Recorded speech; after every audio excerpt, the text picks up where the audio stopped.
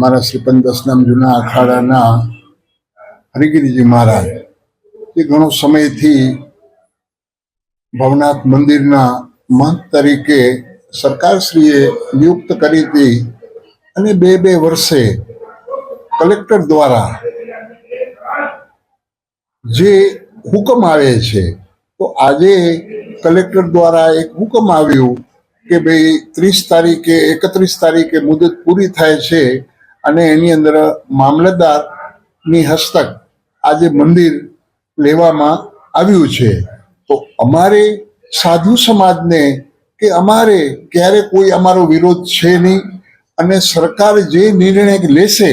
અને જે કરે છે એ અમે એને વધાવીએ છીએ અને અમારા સર્વમાન્ય છે અને જે કંઈ આગળની જે કાર્યવાહી થતી હોય છે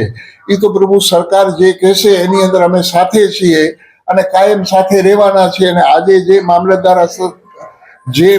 પંચરોજગાર કે જે કાંઈ થવાનું છે એની અંદર પણ અમે પૂરેપૂરો અમને સહયોગ આપશું અને આગળ જતા જે સરકાર કલેક્ટર શ્રી મામલતદાર શ્રી પ્રાંત જે કાંઈ કહેશે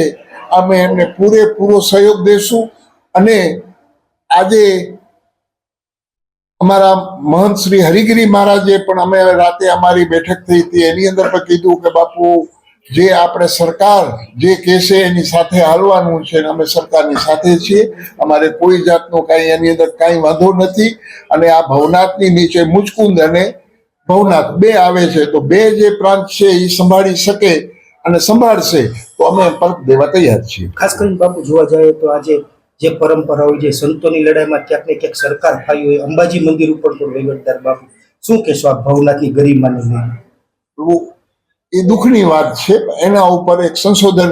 વિચાર કરવાની સંશોધન કરવાની ચીજ છે કે જે કાંઈ જે છે એની અંદર જ્યારે સરકાર ક્યારે હસ્તક્ષેપ નથી થતું। ઘણા ગુજરાતની અંદર મંદિરો છે,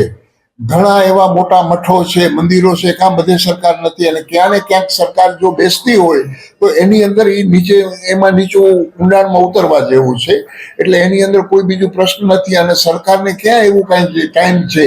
કે આ મંદિર સંભાળશે કે સરકાર સંભાળશે તો કાંઈ સરકાર હાલે એવું તો કાંઈ છે નહીં। પણ આની અંદર જે કાંઈ સરકાર કરતી હશે, જે કલેક્ટર કરતા હશે, પ્રાંત કરતા હશે એની અંદર અમે પ્રભુ રાજી જ છીએ અને એ જે કહેશે એ કરવા અમે તૈયાર છીએ।